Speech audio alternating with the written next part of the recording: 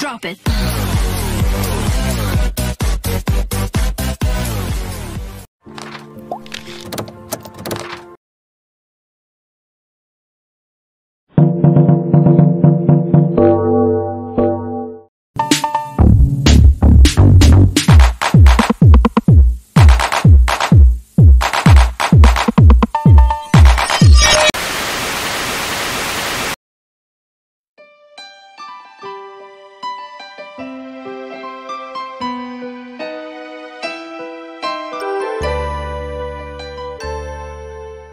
Yang dimaksudkan dengan moderasi beragama adalah usaha orang-orang beragama untuk menempatkan agama itu pada posisi yang kurang lebih setara atau mau dibilang setara.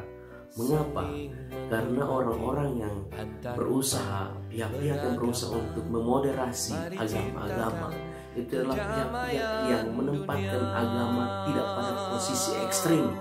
Dia tidak mau supaya agama tertentu itu lebih tinggi dan agama yang lain itu lebih rendah, atau tidak mau supaya agama tertentu itu tidak mau menerima agama yang lain. Singkat kata, moderasi beragama itu terkait juga dengan self control, karena itu hakikat dari kata ini. Moderasi itu moderate, berarti tengah-tengah, tidak lebih tinggi, tidak lebih rendah, berarti tengah-tengah dan mengontrol diri. Setiap penganut agama itu mengontrol diri supaya tidak menganggap diri lebih. Kenyataan bahwa secara subjektif dia meyakini bahwa agamanya lebih baik, terserah, tidak apa-apa. Tetapi yang penting jangan merasa bahwa karena yang saya yakini ini terbaik, maka yang lain itu harus disingkirkan, atau yang lain itu perlu ditobatkan untuk masuk ke agama saya.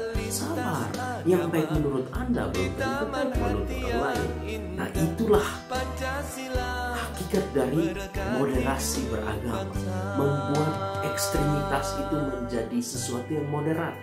Pikiran yang ekstrim-ekstrim itu, maunya yang lebih tinggi, maunya lebih unggul, tidak menganggap orang lain, itu dikontrol.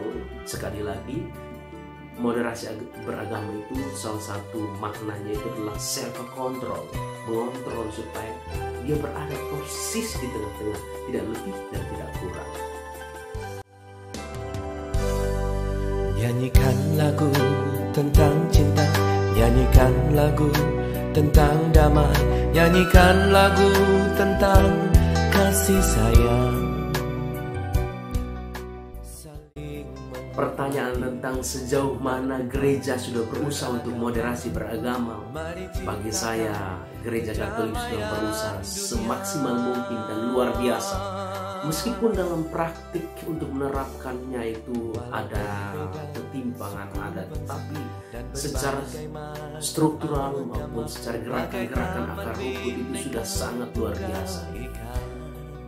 Di dalam gereja Katolik, perhatian pada persoalan ini, moderasi beragama itu tidak hanya sebatas gagasan, tetapi sudah dibicarakan dari sejak dulu, terutama kalau untuk yang sekarang kita lihat dalam Konsili Vatikan kedua, itu sangat-sangat jelas.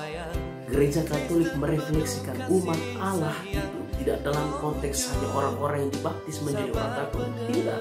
Ketika berbicara tentang umat Allah, gereja Katolik berbicara juga tentang agama-agama yang lain, dan itu termaktub dalam sebuah dokumen namanya Nostra Aetate. Nostra Aetate itu gereja Katolik membicarakan bagaimana hubungannya dengan agama-agama yang lain. Jadi bukan hanya sebuah gagasan, tapi sudah menjadi gerakan bersama secara struktural juga dalam dokumen yang termaktub dalam dokumen itu sudah dirumuskan dengan sangat baik. Lalu kalau berbicara tentang gerakan-gerakan di dalam gereja Katolik, ada kelompok-kelompok doa yang berdoa khusus supaya agama-agama tidak bertikai. Juga ada gerakan keterlibatan dalam FKUB, itu juga salah satu usaha untuk memoderasi agama. Jadi sebenarnya untuk dalam gereja Katolik, perhatian pada moderasi beragama ini bukan sesuatu yang baru, karena ada konflik makanya mulai rame-rame berpikir tentang ini. Gereja Katolik sudah memikirkan ini jauh setelah dia merefleksikan bahwa gereja Katolik pernah berada di dalam posisi menyingkirkan yang lain, menindas yang lain, bahkan menganggap yang lain itu harus ditobatkan untuk semuanya masuk Katolik. Memang betul bahwa gereja Katolik, saya sebagai seorang Katolik mempunyai keyakinan subjektif, bahkan objektif, bahwa yang terbaik adalah gereja Katolik. Tapi saya tidak bisa memaksakan kehendak saya bahwa semua orang harus berpikir demikian. Tidak, persoalan hati itu adalah persoalan keyakinan. Sehingga saya yang berpikir tentang moderasi beragama sebagai seorang hierarki juga di dalam gereja Katolik, bagi saya sangat penting untuk mempunyai keterbukaan untuk melihat bahwa orang lain juga baik, agama lain juga baik. Dan sebenarnya ini tidak bertentangan dengan ajaran gereja Katolik. Kenapa? Karena di dalam gereja Katolik diyakini bahwa karya Roh Kudus itu berkarya di mana-mana. Salah satunya adalah dalam hati semua orang, dalam hati agama-agama yang lain. Jadi kita jangan memaksakan, sebagai gereja Katolik memaksakan supaya orang lain itu masuk ke kita, membaptis orang untuk masuk ke kita. Kalau orang itu merasa tergerak lalu dia mau untuk masuk ke Katolik, kenapa tidak? Tapi kalau memaksa, itu bukan gaya Katolik. Surga neraka urusan Tuhan. Islam cinta kedamaian, Kristen penuh kasih sayang. Pesan saya untuk generasi muda untuk meningkatkan moderasi beragama sebenarnya sangat simpel. Orang yang tidak beragama pun kalau mampu berpikir seperti yang akan saya katakan ini, dia tidak akan menimbulkan konflik di mana-mana. Yang pertama, orang harus mempunyai pemahaman yang komprehensif tentang agamanya sendiri dan tentang agama orang lain. Karena apa? Sejauh pengamatan saya, kalau kita tidak mampu memahami diri sendiri dan tidak mampu memahami relasi kita dengan orang lain, maka kita hanya hidup dalam prasangka dan kita akan menganggap diri lebih baik dan kita mau menyingkirkan orang lain. Itu yang pertama. Yang kedua, boleh-boleh saja kita menganggap agama kita masing-masing sebagai yang terbaik. Boleh, silakan. Seperti saya seorang Katolik mau menganggap Katolik the best, silakan. Tapi untuk saya the best, untuk orang lain belum tentu the best. Karena itu jangan paksa orang lain untuk masuk ke Katolik. Saya tidak akan berniat untuk memaksamu untuk masuk Katolik. Mau memilih Katolik silakan, mau tidak juga silakan.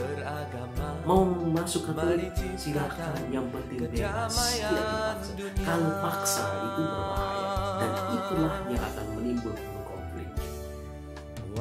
Yang ketiga,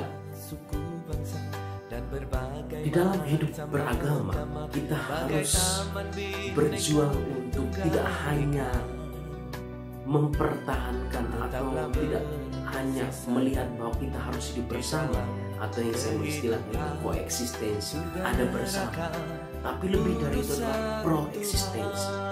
Jadi marilah generasi muda kita tidak hanya berpikir sekarang kita hidup berdampingan, bukan hanya ada bersama, tapi memihak atau pro atau berusaha berjuang supaya yang berbeda-berbeda itu ada bersama. Jadi bukan hanya membiarkan perbedaan itu ada, tapi pro pada yang berbeda-berbeda itu ada dan hidup dan berkembang. Pro-eksistensi, dari koeksistensi menjadi pro-eksistensi. Terbuka untuk menerima, ada bersama, koeksistensi, juga sekaligus memperjuangkan yang sudah ada bersama yang berbeda itu tetap hidup, pro-eksistensi. Bagi saya, kalau semua generasi muda Indonesia memperhatikan ketiga hal ini, yang pertama adalah pemahaman yang komprehensif tentang agamanya sendiri dan agama orang lain. Yang kedua, bagaimana dia merasa diri tidak lebih unggul dari yang lain, dalam arti meskipun dia punya keyakinan subjektif bahwa agamanya lebih baik, tetapi dia tetap menghargai yang lain untuk merasa bahwa agamanya juga yang terbaik untuk dia. Dan yang ketiga adalah marilah kita tidak hanya berusaha untuk mempertahankan, membiarkan ada bersama kalian, berjuang supaya yang berbeda yang sudah ada bersama itu tetap bertahan dan hidup.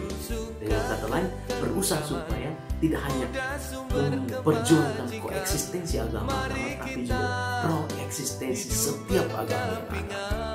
Dengan demikian, persoalan-persoalan kesalahpahaman dan segala sesuatu konflik itu bisa diatasi.